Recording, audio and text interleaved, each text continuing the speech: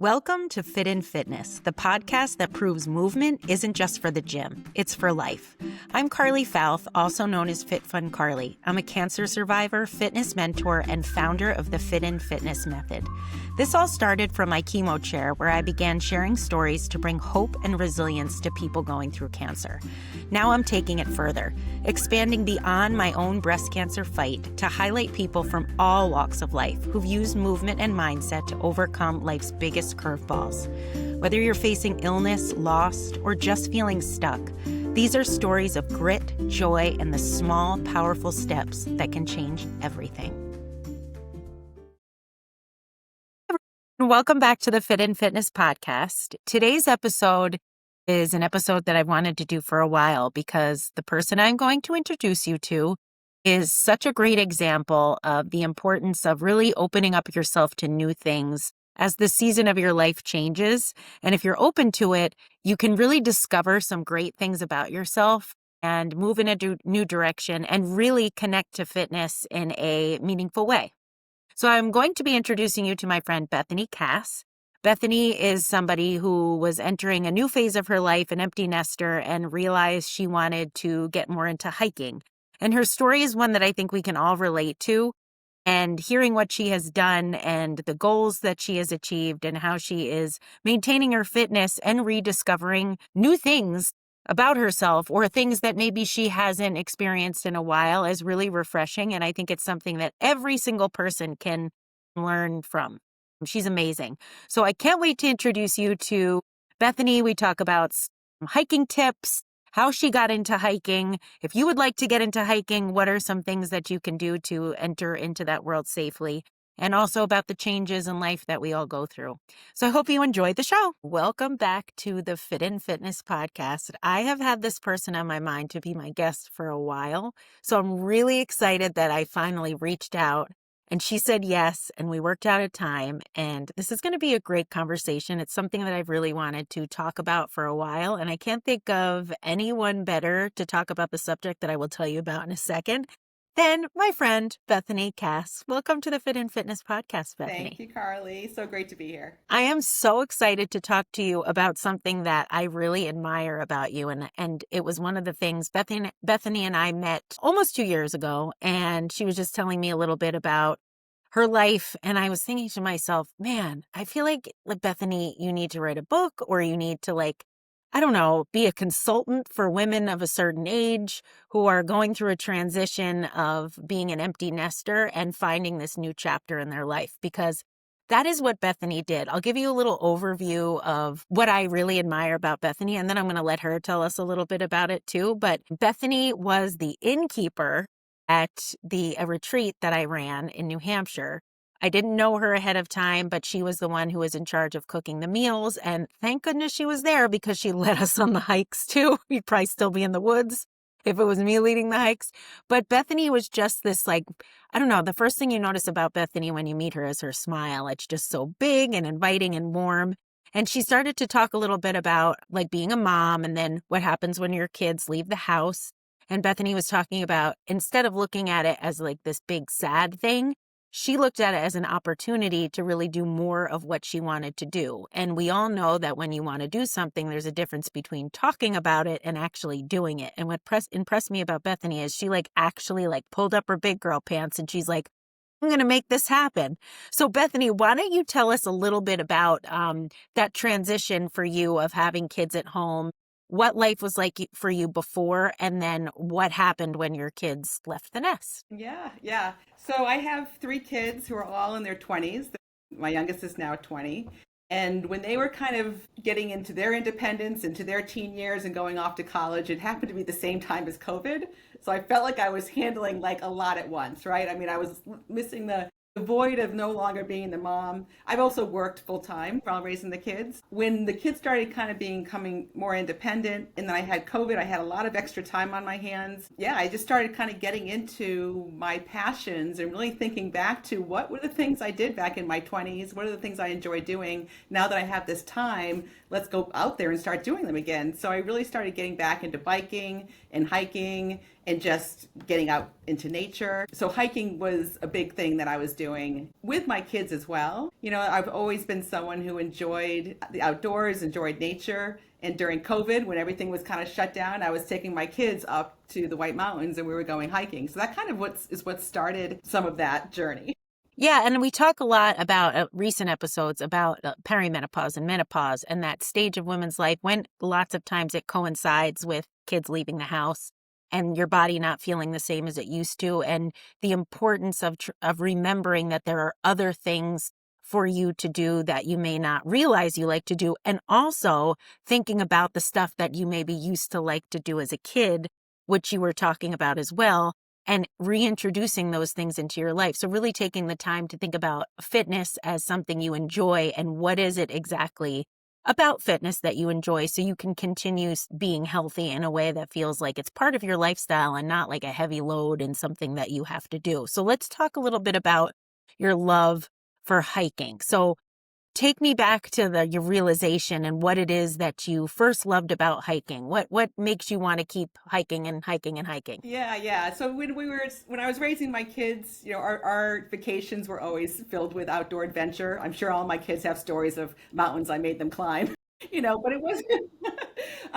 But I think like the one moment that I really kind of stuck in my mind was really starting to go up into the White Mountains because those are kind of like real mountains for me. I went hiking with my son and my nephew. So they were both about 20 years old. This was like during COVID. We went up to the White Mountains and that was probably the most difficult hike I had ever done. We had hiked Jefferson, Adams, and Madison. So we left at Mm-hmm. like 5:30 in the morning, drove 2.5 hours up to the White Mountains, hiked all day up until it was getting dark. We were just finishing the trail. But I remember this moment of being on top of Mount Jefferson with the two of them and just taking in the complete awe and beauty myself, but then sharing that with my son and my nephew, knowing that this was kind of the first time that they were also experiencing that, was just one of those moments for me where I really was like, I just want more of this in my life. Like, I did not walk the next 2 days, like, I wasn't quite in shape. Like, it was really challenging for me. But that sense of accomplishment and just being out there with your adult children, and being able to do things and not letting your fear or your, you know, fitness hold you back, that really kind of solidified my why, I think. I love that. And I remember you telling me a little bit about how you wanted to continue that when your kids left and that you really had a hard time finding a group or finding someone to do it with because like you said, maybe you had done a little bit of it, but you weren't an avid hiker, Yeah. um overly experienced, especially hiking alone as a woman. So you really had to teach yourself survival skills and Yeah. all those things that you needed to have to be able to hike by yourself. Talk to us a little bit about what that was like when you had a little more time after your kids left and you were like, I want to pursue this Yeah. hiking So adventure thing. So what was that like? yeah, so I mean, after I'd done that hike, I was just wanting to get back up there. And one thing I had always wanted to do was to stay in these AMC huts. So the AMC has about 8 huts along the Appalachian Trail. They're off the grid. You go up there, you just bring a backpack. They feed you breakfast and dinner. So it's like They're so awesome. much easier than camping and bringing Yeah. all that stuff. But you're actually backpacking and you're just completely immersed in nature. I had always wanted to do that. And you're right, I didn't really have any friends who wanted to do that with me. And it was just that point where I just kind of, I think I was just at that point where I realized I have to give myself permission Mm-hmm. and it's okay to do it by myself. And so I Yeah. planned this weekend by myself. I had bought my backpack and I went up there and I just did a 2 day, one night, overnight, and I stayed at this hut. But it was my first time really doing that kind of backpacking experience by myself. And yeah, I had thought I had done my research, you know, but it was so Yeah. cold at the top. It was so windy. I didn't have any gloves. And I remember I had like wool socks on my hands, you know, so I still feel like I was a bit of a newbie, you know, back then. Yeah. But that weekend for me was absolutely transformational. I mean, for one thing, I was just by myself with my own thoughts. Yeah. I was in nature, off the grid, completely disconnected from all of life's distractions. And just the simplicity of it, the beauty of it, I was just in my happy place. It just really just brought so much clarity and peace to what Mm-hmm. I needed more of in my life. Mm-hmm. It wasn't fancy trips, it wasn't, you know, anything materialistic. I just recognized that I just needed more time with adventure and just being in nature and really kind of being by myself. I was really kind of going through a lot, emotionally, that stage of life. You're just trying to figure out what's next. And we were still kind of in COVID, so there was a lot happening Hmm. there. So that weekend was when I decided to complete all of the 48,000 footers. So that's for those who are listening. That's like a list that people like to complete, but there's 48 mountains up in the White Mountains that are over 4,000 feet. And so there's lots of lists. That just happens to be one of the lists that I decided, okay, I'm gonna do this. And so every weekend I had free, I was mostly the first half of those mountains I did by myself. And I was just kind of getting up there. But bringing it back to that empty nesting, it did give me purpose. When you Hmm. just thinking back to that, it was during that time where I could have felt very lonely Hmm. and not knowing what to do. Every weekend I had free, I was just going up to the White Mountains and I was knocking another mountain off my list and just relishing in every single moment of it. It was fantastic. What was it like for you? Was it like a type of thing where you were like, I really want to do this. I'm looking forward to it. Like if Friday came, were you like, I can't wait to go? Or was it the type of thing, and I'm just using myself as an example, where you're like, I really want to do this like half Ironman, but like I can't say that I was jumping up and down every day that I had to do a long training. Was it like you were looking forward to It how you was would feel when you were done? Or was it like you liked the whole it experience? was like Christmas morning, Carly, for me. Like if you asked my I'm not surprised, if you Bethany. I asked can my see you popping husband, up. I had all my maps laid out on the dining room table. I had them highlighted. Like I love just experiencing new things. So this Yeah. checked all my boxes. It was like every mountain was something new. It Yeah. required some planning. I was waking up at 5:30 in the morning to head up there. No, I was just like jumping out of bed like a little kid. I love that. That is true fitness joy. Like you found your It was, passion of oh moving your yeah, body. yep, yep. Was it, And I were always you like scared? there were definitely I'm someone I realize who's just like glass half full. So I always kind Yeah. of look at the positives and don't really dwell on, all the things that could happen. So I would say that there were moments where I looked back and I was like, wow, I can't believe I did that. Or I'm really not going to tell my husband what I just climbed, you know? Yeah.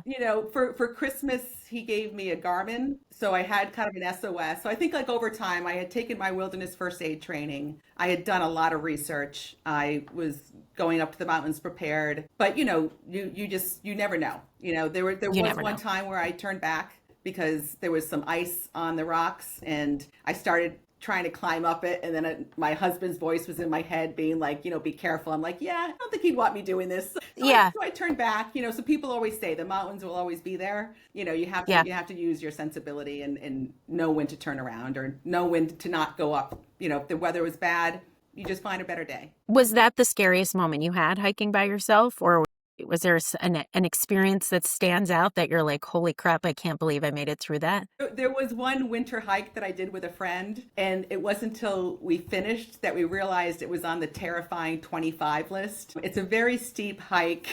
It was a trail up Mount Wiley, and they have Okay. 10 ladders because the mountains are that steep, but the ladders were covered in snow. So Oh, good.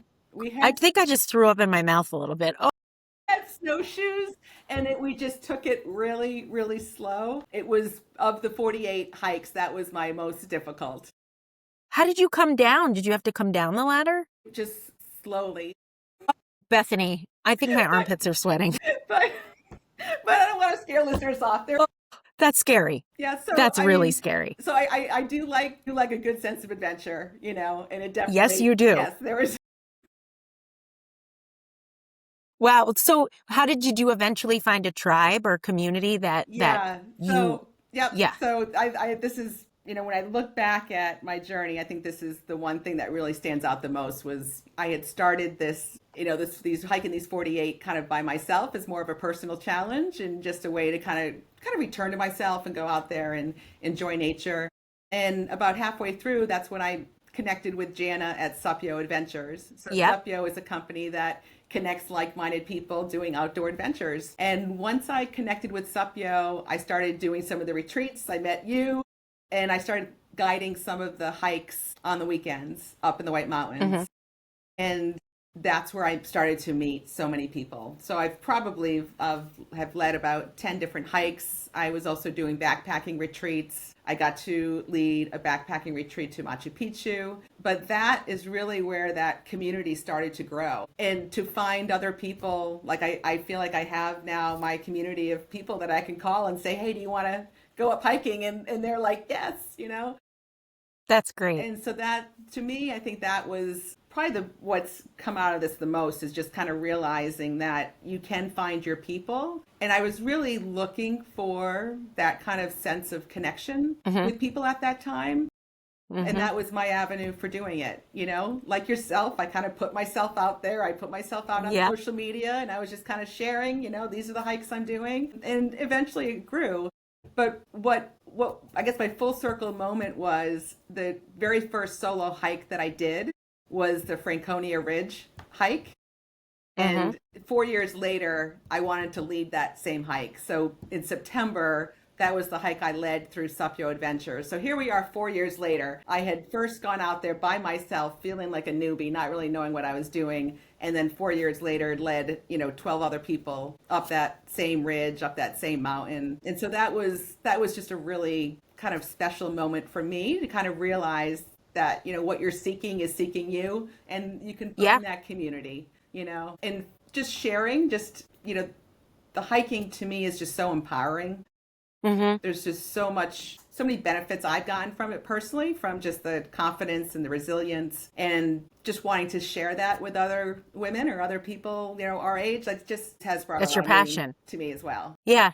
Yeah. I think that's great. What do you like? How have you found that hiking has changed the way you look at aging and aging in relation to fitness or what's possible later in life? It just has opened the doors to so many things. I think, again, I'm going to be preaching to the choir here. When you're getting out there and you're moving your body, you're feeling confident. It's getting outside your comfort zone. I think when I look back, I was going through some personal challenges. And when I was out in the mountains and accomplishing things I didn't think I could do, it gave me that confidence to tackle other problems, that life throws your way. Hmm. Again, preaching to the choir there, but there's just something there to it. I mean, it just gives you that sense of confidence. Like, I didn't think I could do that, but I did. Yeah, and that's what I love about fitness is that people think like if you're just going to the gym all the time and that's what and that if that works for you, that's great, you're healthy, but you're missing out on so much more. And I think when people are like, you can actually enjoy exercise, I always think to myself, they haven't experienced something like you're talking about, Yeah. like taking yourself into something new, something that builds confidence and teaches you something about yourself and the world around you, and it helps you grow in a way that is it's really hard to even describe because it's like you're exercising. Yes, your body is very healthy, but for your brain and for your sense of confidence and your sense of well-being, I feel like the physical benefits are kind of shadowed by all the other benefits you get from doing something like that. Yes, yes. And there's something different, I think, about hiking than just going for a walk in the woods. Oh, yes. There's just because it is technically difficult. So it's somewhat meditative for me. Once you kind of get into that technical where you're bouldering, you kind of can't think about anything, but you're really focusing on that trail. And then when you can reach a summit, there's just an added joy to Nothing that, like it. when you get There's that. nothing like that peanut butter I sandwich or the hummus with a pita. I don't know. It's like so like dry and not delicious, but it tastes like you can't even imagine how good it tastes when you're on top of a mountain. Everything tastes better on top of a Yes, mountain. yeah. And so That's it's just 100% there's true. that feeling of accomplishment, that feeling of satisfaction. I've seen it with so many women that I've brought up on my hikes. Yeah.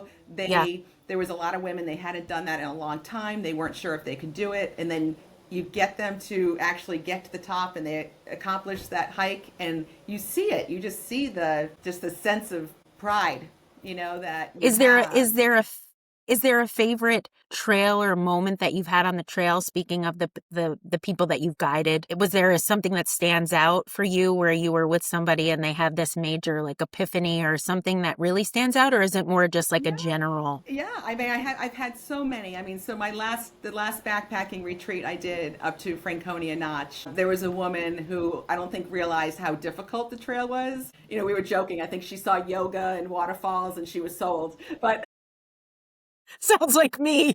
I just walk into things. I'm like, oh, it's a Yeah. hike. Oh, But a hike. And then I'm like, But of that entire weekend, walking with her, getting her to the top of the mountain was the most satisfying thing for me. Like when the weekend finished, I was like, this is why I'm doing this. Like this, it just felt so great to see the transformation in her. Like here it was like one of her first difficult hikes, and she couldn't wait to do it again. She was challenged. We went at it just at a slow pace. We weren't in a rush. It was just like, we're going to do this. We're going to do this. yeah, And we did. And it was so satisfying for both of us. I Those can't think moments of are treasurable. I can't think of anyone better to Oh, lead because I've seen it. I've hiked with you and you're such a good leader and you're so patient and you're so kind and you think of everything and you always remember the amount of people that are in the group. Unlike me, it was like, do we have 12 or 13?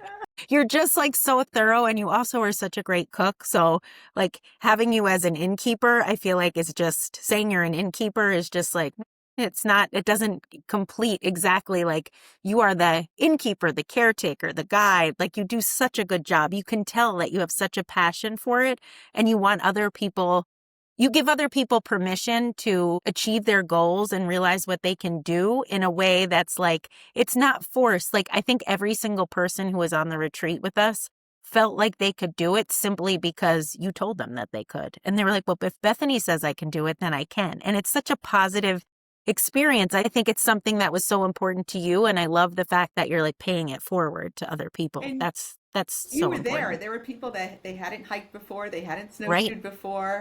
And that weekend finished and everyone just felt amazing, right? Like it's, Yeah. And that's the true fitness joy, yeah. I think. So what's new for you? It's like not what's new, what's next? What's next for you as far as like what's your next goal? What's on the horizon for Bethany? What challenge? What Well, hike? okay. Well, I have been traveling a lot for my job. So I'm a consultant, and so that I'm working for a company now that is based out of Paris. And that has given me opportunities to kind of travel all over the world really this last year. And so I guess my biggest goal for next year is I'm actually going to be working out of the Paris office for a little while. And That's awesome. so again, it's kind of getting outside my comfort zone. I don't speak French, but I'm hoping to learn. There's going to be tons of growth that happens from it, even though there's a lot to be scared about. So that's somewhat not within the hiking thing, although I'm hoping it's going to allow me to hike. I've got my eyes already set on some places out in Europe that I want to hike. Oh, and you will. I know you will. Yeah. You're probably going to start leading trips in Well, Europe. and I again, would I totally, I love could the see you doing that. backpacking experience. So to be able to Yeah. backpack, the hut to hut backpacking in Europe is a little different than the hut to hut here. So they're kind You of need like, to, oh, Bethany, you need to go hike in Norway yes, because I wish you were on that trip because I think you would have really loved it and you would have loved our guide too. But that was death defying. There were moments where I was like literally thought I was going to die. You would have handled it like a pro, not like me who was having a panic attack. But yeah, I think you need to go to Norway to yeah, hike. so many gorgeous places. Yep. So many gorgeous places. So many places. So let's just, if there's somebody listening who's like, I want that what Bethany's talking about sounds so awesome. I want to get into hiking. Can you give us like the base, like if somebody has never hiked before and they want to get into it, what are like the first couple of steps that you would advise them to do to get started? Yeah. I mean, first is just deciding where to go. So if you're in here in New England, there's lots of lists. So there's also something called the 52 wave list. These are 52 hikes with a view. So they're not Oh, as intense as the 4,000 footers. So just starting to look down those lists, you can kind of start to see what mountains are near you. So that's called 52 wave, WAV. okay. So, get a sense as to what type of hike or what mileage and what kind of elevation you're looking for. And then from a safety standpoint, if you Google the 10 essentials, there's 10 essentials for hiking. So it takes you through everything you should have in your backpack to be prepared. Okay. I love that. And then I do a Those are lot of great. my trails through an app called All Trails. Mm-hmm. So you can download those maps, and it's always good to have that downloaded to your phone, have, a paper copy of your map, when you set out. But that also gives you a lot of ideas. So when you get up there, you can make sure you're actually staying on the trail. Yeah, that's a hard part for me too, because my sense of direction. Basically, I just need to have you in my back pocket. Anytime.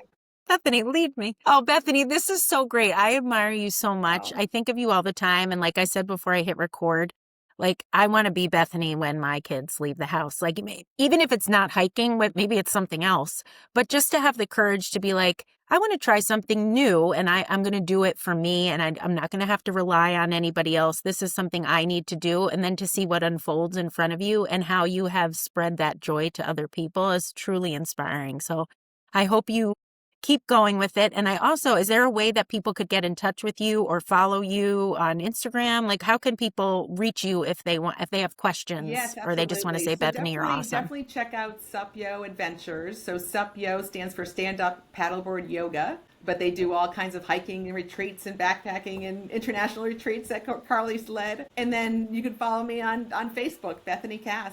Check me out. I'm usually posting my hikes and upcoming retreats. And Love it. so, yeah. I'll put that in the show notes too. Okay. Well, thank you, Bethany. I hope that we can do a retreat together at I some point know. because Yes. I it was can't wait so to hike with you nice. again. It was so fun. This time I'll be more responsible. Oh, it was so fun. Perfect. So fun. Thank you, Bethany. Thank you for having me. All right. Bye-bye. Thanks for joining me on Fit in Fitness. My hope is that every episode inspires you to see movement as medicine for your body, mind, and spirit. If you enjoyed today's conversation, please follow the show, share it with a friend, and keep moving forward, one step, rep, or breath at a time. Until next time, keep fitting in fitness wherever life takes you.